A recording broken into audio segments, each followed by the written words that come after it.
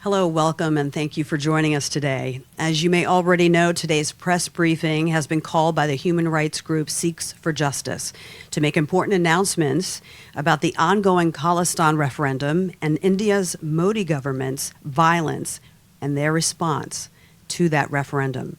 Without making you wait any further, I'd like to invite today's speakers, and please remember that at the end of today's briefing by our panelists, you can ask questions.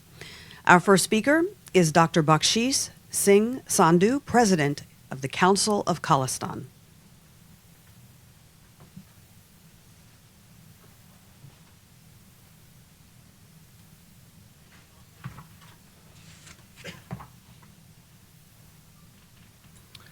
Waheguru Ji Ka Khalsa, Waheguru Ji Ki Fateh. Welcome everyone in joining this press conference. Today's press conference is about Sikh people's right to self-determination in a process for secession of Punjab from India. The right to self-determination is international law. It's affirmed by the United Nations. Under the International Covenant on Civil and Political Rights and International Covenant on Economic, Social and Cultural Rights. For the last several decades, the Sikh people have been subjected to genocidal violence, economical deprivation, attacks on religious identity, attacks on Punjabi language, attacks on Punjab's natural resources, land grab, control of Punjab's water and electricity, and ongoing repression, persecution, and extrajudicial killings. The United Nations law states that peoples have right to self-determination, and the Sikhs fall in that category, and we fulfill all the requirements to be able to be qualified as nations who have right to self-determination.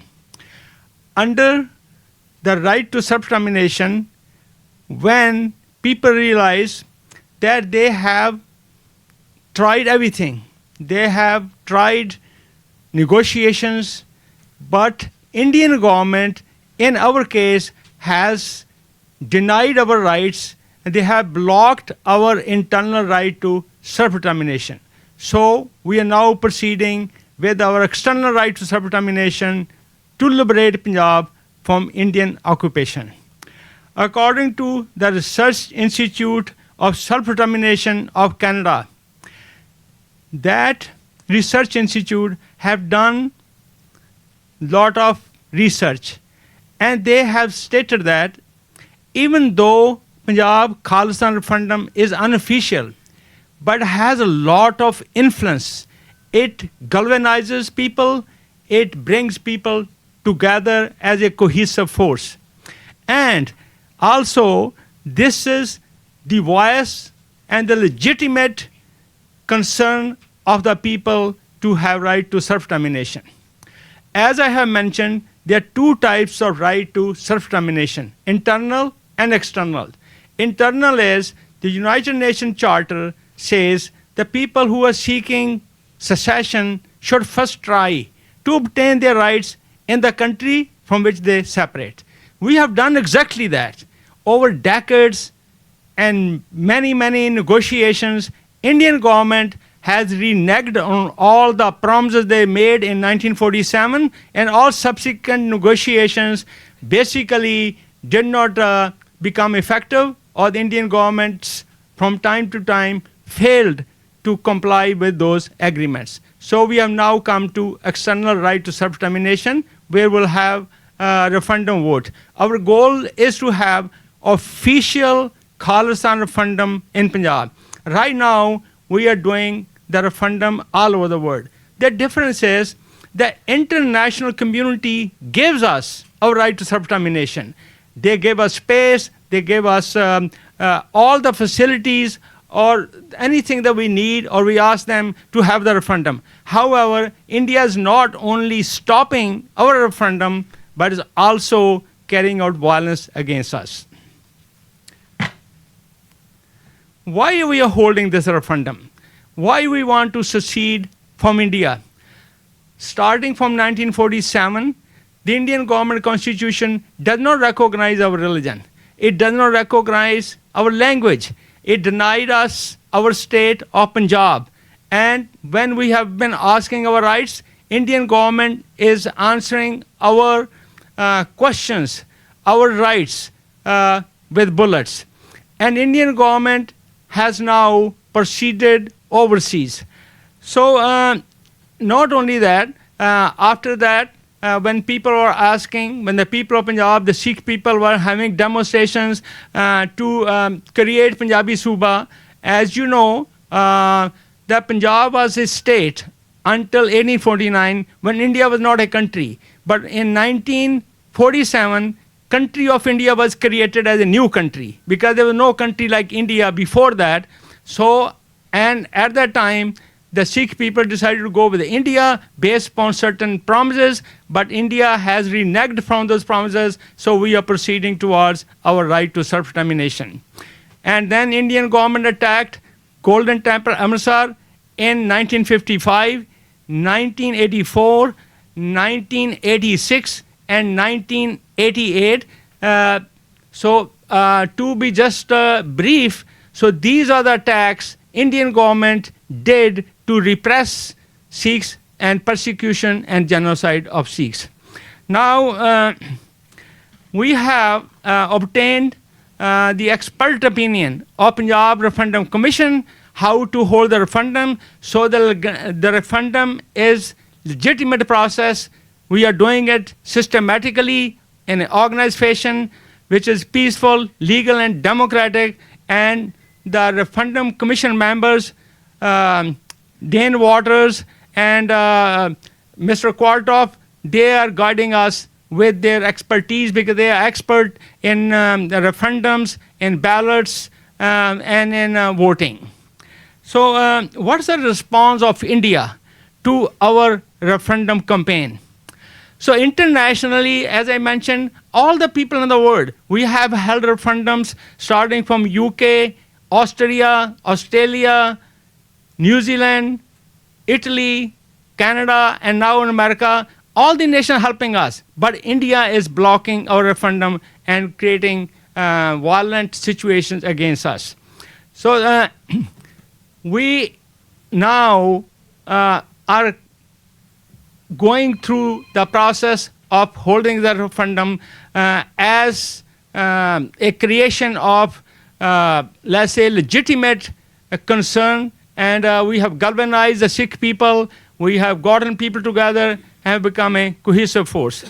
So other thing India is doing is that in Punjab, people are allowed to speak. When our Sikhs or anybody in Punjab is talking about Khalistan, they're distributing literature or they're writing signs or slogans on the walls, they are arrested under black draconian law called Unlawful Activities Prevention Act. In short, called UAPA. Under UAPA, any person in Punjab who speaks about Khalistan, they are arrested, they are tortured, they are detained, and they are put in prison for indefinite time without any access to law. India is criminalizing our peaceful Khalistan referendum campaign by trying to torture, capture them, coercion, intimidation, extortion, not only in Punjab, but also all around the world. So what's happening in Punjab? They are stopping our referendum, and the people, they have a legitimate cause, they have a legitimate reason. India says few people in Punjab ask for a referendum, but we are saying because they are being intimidated, because they are being tortured, extrajudicially killed, they are not speaking up, but that's why we hold a referendum. We are challenging India that if India says, okay, only few people in Punjab are asking a referendum, let's have the referendum vote. Let's set a date of 6 months, 1 year, or whatever the time we agree upon. We will go there, we will hold the referendum, and we are sure that we are going to win. And India is also getting people those who are Sikh activists, their relatives, their family members in Punjab are being arrested. They are also tortured, intimidated, and coerced. That's how India is suppressing our right to self-determination. Right to self-determination is such a law that International Court of Justice has stated that this is compulsory law. This law has to be applicable on the participating nations and cannot be derogated. Means that the referendum law is above all the other treaties and other conflicts people may have. So this law is not only compulsory, but it cannot be redacted. Means it cannot be reduced. Now we have come to the transnational repression of Sikhs. I'll be being brief. That I will give you two examples of transnational repression and assassination. Pannun Singh Pannun, who's here with us, who is Sikh Path Justice Legal Counsel and co-founder of Sikh Path Justice, has been targeted by India. Indian government, starting from the top, Prime Minister Narendra Modi and his national security advisor, raw agents, hired an Indian national to carry out assassination plot against Pannun Singh Pannun. Luckily, the person that was hired to do the hit job, or they hired a hitman who luckily happened to be an DEA agent, Drug Enforcement Administration agent, and thus the whole plan was exposed. Similarly, in Canada, Hardeep Singh Nijjar was assassinated by the gangsters hired by India. That was on June 18, 2023. Canadian government clearly stated that India has a hand in this. Thus, we are bringing to the notice of the whole world that the Indian government is not only carrying out extrajudicial killings and genocidal violence against Sikhs in Punjab and India, but in elsewhere, in all over the countries, India is trying to block our referendum by transnational assassination and repressions. What we are asking? We are asking the international community that right to self-determination is a legal, peaceful, and democratic process. And United Nations recognizes us as a people. So as being a people, we have a right to do self-determination, and this right should be affirmed. Similarly, we are asking the world community's affirmation that the advocacy for right to self-determination is covered under free speech. We are asking that India should be investigated regarding transnational repressions. We are asking the whole world community that we are doing what we know and what we understand is right. Now we need the world community's help to successfully complete our referendum and have official binding referendum in Punjab so people of Punjab can have their rights. In order for the people of Punjab to have equal rights, political freedom, religious freedom, economic prosperity, and control of Punjab natural resources, and stop killing of Sikhs, the only thing, we are doing a referendum, we are using ballots to stop India's bullets. Khalistan, Jindabad. Punjab Hal, Khalistan. Punjab Hal, Khalistan. Kisan Hal, Khalistan. Khalistan, Jindabad. Waheguru Ji Ka Khalsa, Waheguru Ji Ki Fateh.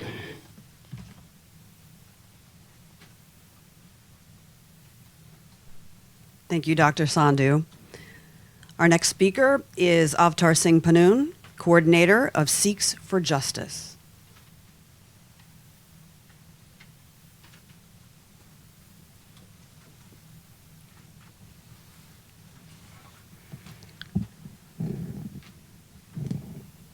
Waheguru ji ਕਾ ਖਾਲਸਾ ਵਾਹਿਗੁਰੂ ਜੀ ਕੀ ਫਤਿਹ।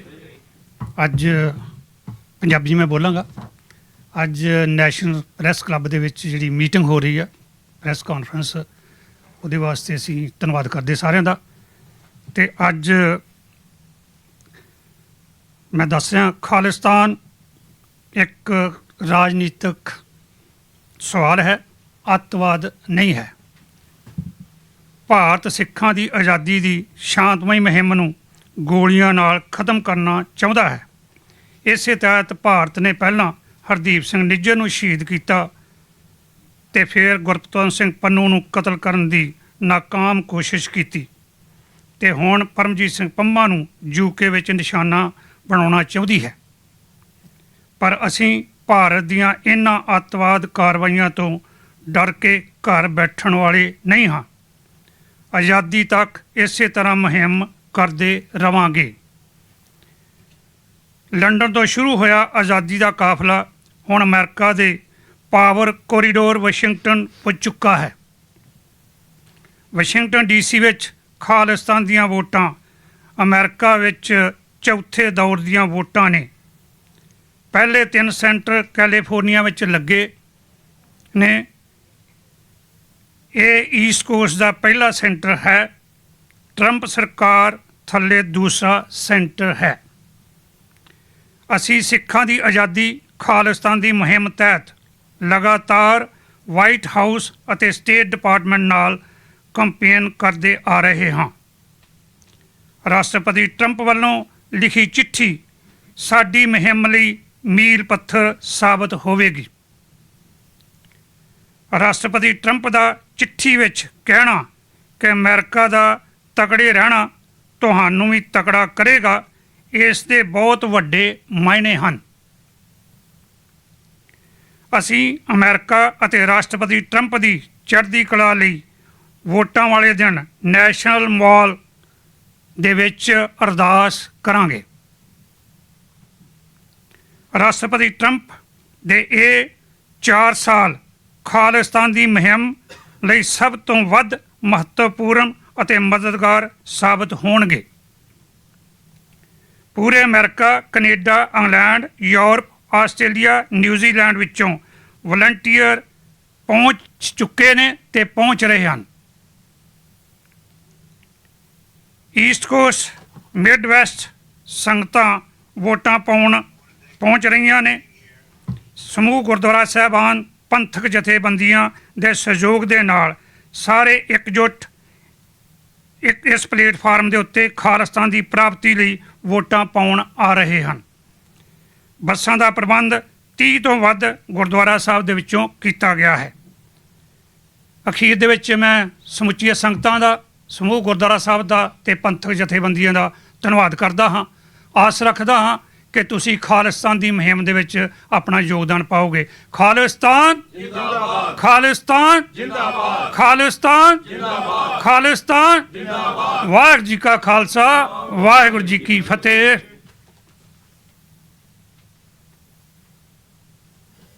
Thank you.